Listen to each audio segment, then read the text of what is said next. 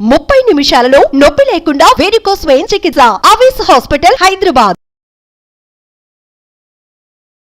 నమస్తే రమగారు. నమస్తే జయ. రమగారు, మంచి చందమామ కథ చెప్పుకుందామండి. వాగ్దానం. ఆ, పూర్వం బుద్ధిసాగరుడు అని ఒక వ్యాపారి ఉండేవాడు. మంచి పెద్ద బిజినెస్. పడవలు ఉండేవి ఆయనకి, నౌకల మీద 1,00,000 2 లక్షలు బిజినెస్ తిరిగేది. ఒకసారి ఏమైందట, కోస్తా ప్రాంతానికి పంపించాడు. మన వైపు అనమాట. కోస్తా అంటే అదే కదా. అయితే వెళ్ళిన పడవలు మాయమైపోయింది. పోయినాయో కొల్లగొట్టపడ్డాయో వెనక్కి తిరిగి రాల. జనరల్గా ఈ వ్యాపారాలు చేసే వాళ్ళు ఏంటంటే ఇంట్లో ఏదో కొద్దిగా ఉంచుకుని మొత్తం అంతా బిజినెస్ మీదే పెడతారు. ఇక్కడ భూములు ఆస్తులు అలా ఉంచుకోరు. ఇతను ఉంచుకోలే పాపం. అయితే ఈ పడవలు రాల. ఒక నది తీరానికి రోజు వెళ్ళి అక్కడ చూసుకునేవాడు. చూడగా ఎన్నాళ్ళు గడిచినా రాలేదు. ఇంటి దగ్గర ఉన్న డబ్బు దాదాపుగా అయిపోవచ్చింది. చాలా దుఃఖంలో ఉన్నాడు. 2-3 వార్తలు కూడా వచ్చినాయి. కోస్తా దగ్గర కొన్ని పడవలు మునిగిపోయినాయి అని. అందులో కొన్నిట్లలో తనది కూడా ఉండుండొచ్చు, తనవి కూడా. చాలా దుఃఖంతో ఏం చేయాలో తెలియక నదీ తీరంలో కూర్చున్నాడు. అయితే అతనికి ఒక మరుగుజ్జువాడు కనపడ్డాడు నీళ్ళలోంచి వస్తూ. ఏమిటో దిగాలుగా ఉన్నావు అని అడిగాడు. ఏం చేయను బాబు, అంతా సంపద కొట్టుకుపోయింది, ఏమీ లేదంటే, సరే ఇతను అన్నాడు, సరే నీ జీవితాన్ని మారుస్తాను నేను, నీకు సంపద దొరికేలా చేస్తా, ఒక్క షరతు మీద అన్నట్ట మరుగుజ్జతను. నేను ఒప్పుకున్నాడు. ఏదో షరతు పెట్టాను. నువ్వు ఇప్పుడు ఇంటికి వెళ్ళంగానే నీకు మొదట ఎవరు ఎదురవుతారో, ఏది ఎదురవుతుందో అది నాకు ఇచ్చేయాలి. ఇప్పుడే అక్కర్లా, 12 ఏళ్ల పాటు నీ దగ్గర ఉంచుకో, 12 సంవత్సరాల తర్వాత అది నాకు ఇవ్వాలి, నేను వచ్చి తీసుకుంటా అంటే సరేనన్నాడు. ఈ మరుగుజ్జతను ఈయన కలిసి ఇంటికి వెళ్ళారు. ఇంటికి వెళ్తే ఈయన ఏమంటున్నాడంటే, రోజు ఆయన ఇంటికి వెళ్ళగానే ఇంట్లో నుంచి పెంపుడు కుక్క పరిగెత్తుకుంటూ వస్తుంది. కుక్కని చేస్తే సరిపోతుంది కదా అంతేగా అనుకున్నాడు. కానీ ఏమైంది, ఆ రోజు ఈయనకి రత్నాకరుడు అని 4 ఏళ్ల పిల్లాడు ఉన్నాడు. ముద్దులు మూట కట్టేవాడు. వాడు ఎప్పటి నుంచో వాళ్ళ నాన్న కోసం వెయిట్ చేస్తున్నాడు. ఈయన వెళ్ళంగానే వాడు ఎదురొచ్చాడు. వెళ్ళిపోయాడు. పిల్లాడిని ఇచ్చేయద్దు. మరుగుజ్జు వాడు ఎదురొచ్చిన వ్యవహారాన్ని చూసుకుని 12 ఏళ్ళ తర్వాత మళ్ళీ వస్తానని వెళ్ళిపోయాడు. ఏం చేయాలో తెలియలే. 4 ఏళ్ళ వాడు 12 ఏళ్ళ, ఇప్పుడు 16 ఏళ్ళు వస్తాయి. సరే చూద్దాం ఆనాటికి అని చెప్పి ఊరుకున్నాడు. ఆ మర్నాడు వాళ్ళకి ఏదో చిన్న కుంట ఉంది, పొలం. కొద్దిగా పొలం దున్నుతుంటే ఒక బిందె దొరికింది. దాని నిండా డబ్బు ఉంది. మరుగుజ్జువాడు చెప్పాడు కదా నేను బాగు చేస్తానని. ఆయన ఆ బిందె తెచ్చుకున్నాడు.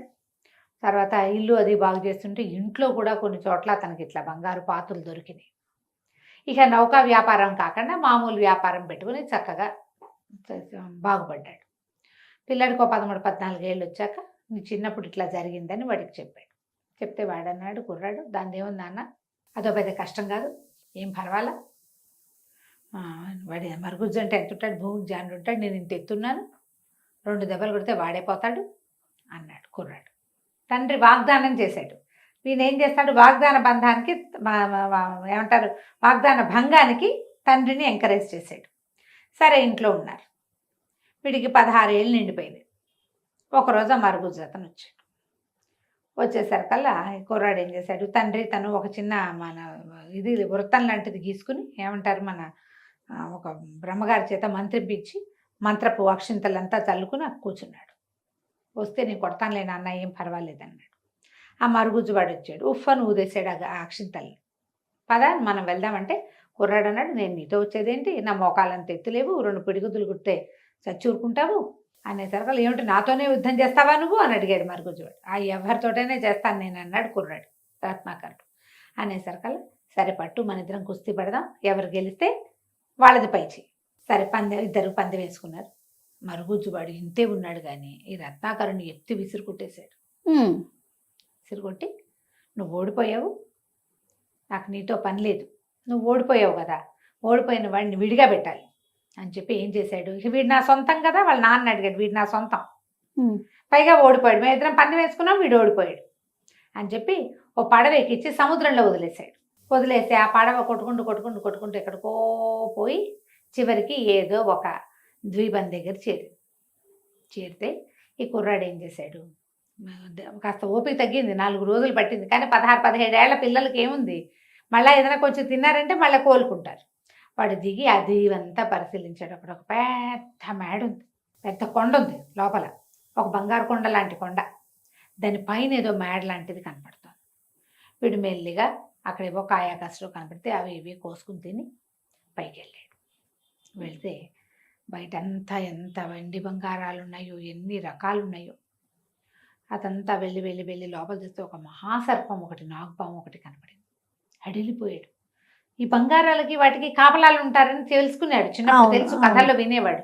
ఈ పామే కాపలా ఉందనుకుని పరిగెత్తుకుంటూ వచ్చేపోతే ఆ పాము మానవ భాషలో కేకేసింది, వెళ్ళిపోవద్దు వెళ్ళిపోవద్దు, నాకు సహాయం చెయ్యి, నేను ఒక దేవకన్యని, కొంతమంది మరుగుజ్జు రాక్షసులు మా నాన్న వాళ్ళతో యుద్ధం చేసి నన్ను పట్టుకొచ్చేశారు, నాకేదో శాపం కూడా పెట్టారు, నేను వాళ్ళ మాట వినలేదని, అందుకని నేను ఇక్కడ ఇలా ఉండిపోయాను, నువ్వు ఇక్కడే పడుకో, నా కోసం ప్రాణం వదిలిపెడితేనే ఇది నేను నా శాపం పోతుంది. ఎవడైనా నా కోసం ప్రాణం వదలంటే వదులుతారు? ఎవరు వదులుతారు? నీకేం భయం లేదు, నా దగ్గర మంత్రజాలం ఉంది ఇక్కడ. రాత్రికి మరుగుజ్జు రాక్షసులు వస్తారు, ఆ అమ్మాయిని విడిపించు అని శాపం తీర్చండి అని అడిగితే ప్రాణానికి ప్రాణం అంటారు. నువ్వు ఒప్పుకుంటే నిన్ను చంపేస్తారు. నిన్ను చంపేసిన మరుక్షణం నాకు మామూలు రూపం వచ్చేస్తుంది. వాళ్ళు నిన్ను వదిలిపెట్టి వెళ్ళిపోతారు. నీకు నేను పొద్దునే లేచాక నాకు మెలకు వచ్చి వాళ్ళు వెళ్ళిపోయిన తర్వాత నేను మంత్రజలం చల్లి నిన్ను బతికించుకుంటాను, జీవితాంతం నీ పాదదాసిగా ఉంటా, ఇదే నా వాగ్దానం అని చెప్పింది.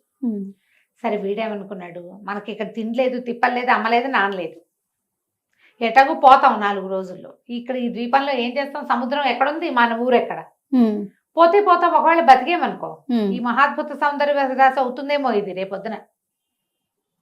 ఈ అమ్మాయి ఉంటుంది కదా, ఇక్కడ ఉన్న వెండి బంగారాలన్నీ, ఈ బంగారపు కొండ, ఈ పైన భవనము అన్నీ మనమే అవుతాయిగా అని అనుకుని సరేననుకుని సావిట్లో పడుకునేసరికి రాత్రి 12 అయ్యేసరికి ఒక 25-30 మంది మరుగుజ్జులు నల్లగా భీకరాకారాలతో ఉన్నవాళ్ళు వచ్చారు రాక్షస మొహాలకి.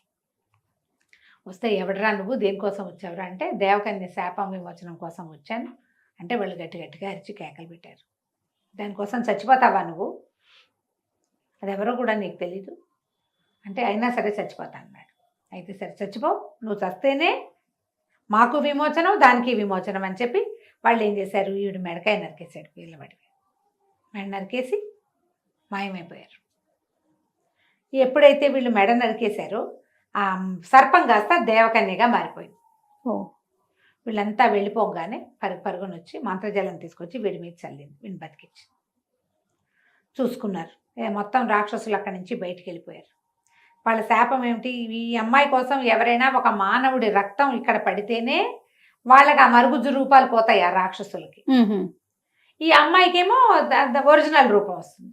వాళ్ళు వెళ్ళిపోగానే ఈ అమ్మాయి ఏం చేసింది, చక్కగా వీడిని బతికించుకుని తర్వాత ఇక్కడే ఉండు, మనిద్దరం పెళ్లి చేసుకుందాం, నాతో పాటే ఉండమని కుర్రాన్ని తనతో పాటే ఉంచుకుంది.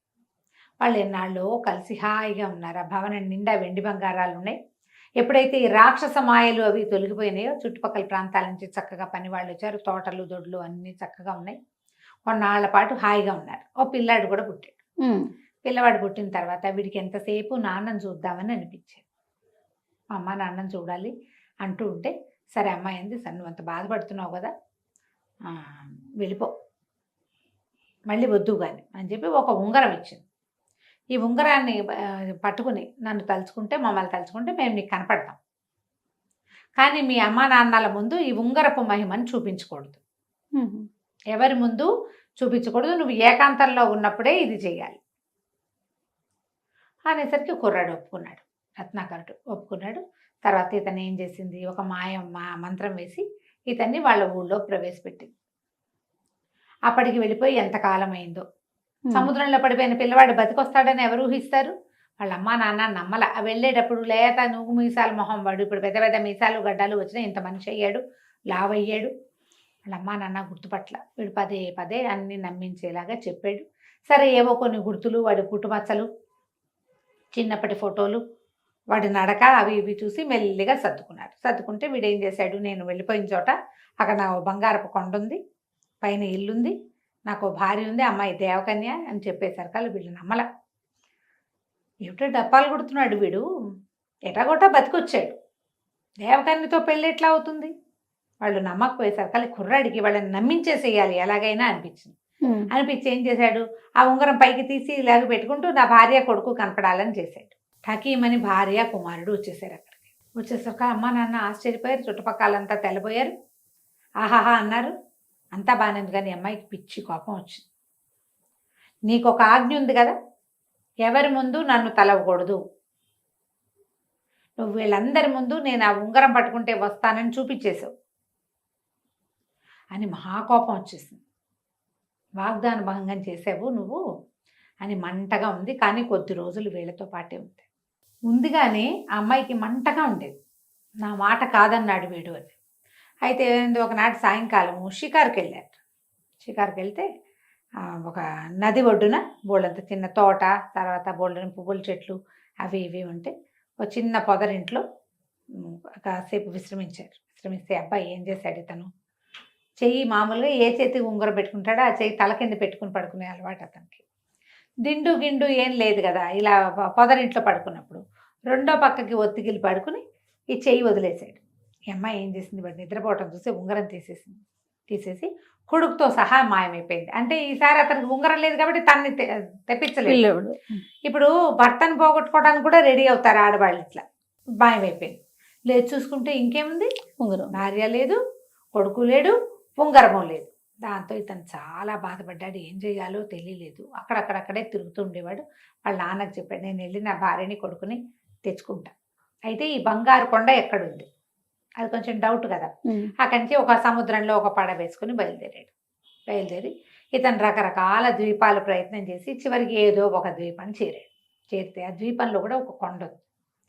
ఈ కొండ నుంచి ఆ కొండకి వెళ్ళేందుకు మార్గం ఏదైనా ఉంటుందేమోనని ద్వీపంలో దిగాడు. అయితే అక్కడ ఉన్న కొండ మొదట్లో ఓ ముగ్గురు భూతాలు లాంటి వాళ్ళు వాదించుకుంటున్నారు. ఇతను అక్కడికి వెళ్ళి చూసుకున్నాడు. ఏం చేస్తున్నారంటే వాళ్ళ దగ్గర ఒక 3 వస్తువులు ఉన్నాయి. వాళ్ళేమో 2 ఉన్నారు. ఒకటి మెడలో వేసుకునే దండ, ఒక ముత్యాల దండ లాంటిది. ఆ దండ ఉంటే ఎవరికి కనపడరు. అక్కడి నుంచి ఒక జత పావు కోళ్ళు, అవి వేసుకుంటే ఎక్కడికి కావాలంటే అక్కడికి వెళ్ళిపోతారు. అక్కడి నుంచి ఒక కత్తి, ఎవరినైనా చంపేయగలరు దాంతో, ఎలాంటి వాడితోటైనా యుద్ధం చేయగలరు. సరే ఇతను అన్నాడు, నువ్వు మనిషివి కదా, వాళ్ళే అడిగారు, నువ్వు మనిషివి, నీకు బోళ్ళని తెలివితేటలుంటే ఇవి మాకు పంచిపెట్టాను. ఎన్ని సినిమాల్లో వాడారో దీన్ని పంచిపెట్టమంటే ఇతను అన్నాడు, అసలు వీటికి మీరు ఏదో పవర్స్ ఉన్నాయని చెప్తున్నారు, ఆ శక్తులు ఉన్నాయి లేదో నన్ను చూడనివ్వండి, ఏదో ఆ కత్తి నా చేతికి ఇవ్వండి. కత్తి గాల్లో ఇట్లా అన్నాడు. మెరుపులు వస్తున్నాయి దాంట్లోంచి. ఈ పావు కోళ్ళు వేసుకో, అక్కడ కావాలంటే అక్కడికి వెళ్తావు, ఇక్కడ కావాలంటే ఇక్కడికి వెళ్తావు అని పావు కోళ్ళు ఇచ్చారు. కాళ్ళకి తగిలించుకున్నాడు. అక్కడి నుంచి ముత్యాల దండ మెడలో వేశారు.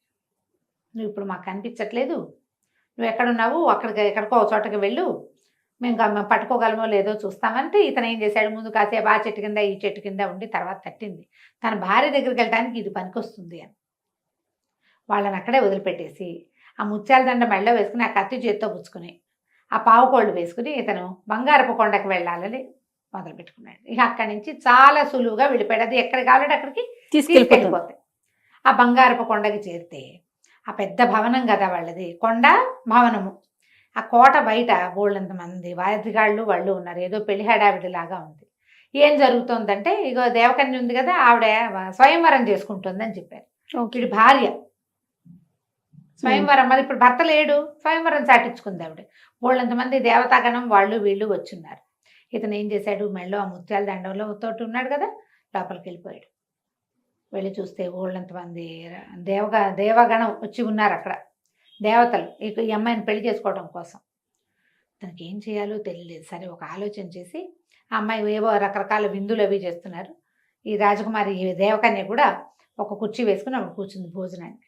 ఈ అమ్మాయి ఒక ముద్ద తీసుకోబోతుంటే కింద పళ్ళెం లాగేస్తున్నాడు అతను. ఒక ముద్ద తీసుకుని పైకి, పళ్ళెం దూరంగా వెళ్ళిపోయింది. చూసుకుంది, ఇదేమిటి నేను ఇక్కడే తింటాను, పళ్ళెం అక్కడ ఎందుకుందని పళ్ళెం దగ్గరికి లాక్కుంది. మళ్ళీ ఈ అమ్మాయి ముద్ద పైకి దిగానే పళ్ళెం లాగేశాడు. అతను ముత్యాల దండ ఉంది కదా, అతను కనిపించడు. అమ్మాయికి అర్థం కాలేదు, నాకే చాలా మాయలు వచ్చు, నన్ను మించిన మాయ ఏదో ఇక్కడ నడుస్తోంది. ఆ ముత్యాల దండ ఇంకా పెద్ద బలమైనది అనమాట, వీళ్ళ మాయల కంటే ఎక్కువ బలమైనది. ఇదేమిటి ఇట్లా అయింది, ఎందుకు ఇలా అవుతుంది అని ఆశ్చర్యపోదు. లేచి నిలబడగానే అమ్మాయి కూర్చుని కుర్చీ కూడా జరిపేస్తాడు. రకరకాల మాయలు నడుస్తుండేసరికల్లా అమ్మాయి చాలా ఖిన్నవదనంతో అయిపోతుంది, ఏదో జరుగుతోంది అని. అప్పుడు ఇతను ఏం చేశాడంటే తన మెడలో ఉన్న దండ తీసి కనపడ్డాడు. మా నాన్న నా చిన్నప్పుడు నన్ను మరుగుజ్జువాడికి ఇస్తానని వాగ్దానం చేశాడు. వాగ్దాన భంగం చేసి నన్ను పోగొట్టుకున్నాడు. ఓకే, నేను ఆ ఉంగరం పెట్టుకుని ఎవరి ముందు నిన్ను తలవను అని నీకు వాగ్దానం చేసి పొరపాటున ఆ వాగ్దాన భంగం చేసి నిన్ను పోగొట్టుకున్నా. నువ్వు నీ రూపాన్ని మారిస్తే, రూపం మార్చుకునేందుకు నీకు అవకాశం ఇచ్చి ప్రాణత్యాగం చేస్తే నాకు పాదదాసిగా ఉంటానని చెప్పావు. నువ్వేం పోగొట్టుకుంటావో ఈ వాగ్దాన భంగం చేసి. మేమిద్దరం వాగ్దాన భంగం చేసి ఈ పరిస్థితి వచ్చింది మాకు. మరి నువ్వేం పోగొట్టుకోవడానికి సిద్ధంగా ఉన్నావు అంటే అమ్మాయి చాలా కష్టంతో వచ్చింది. నిజమే, నేను కూడా అదే చేస్తున్నాక. మనుషులు వాగ్దానాలు నిలబెట్టుకోలేరని నేను అతన్ని తిట్టాను.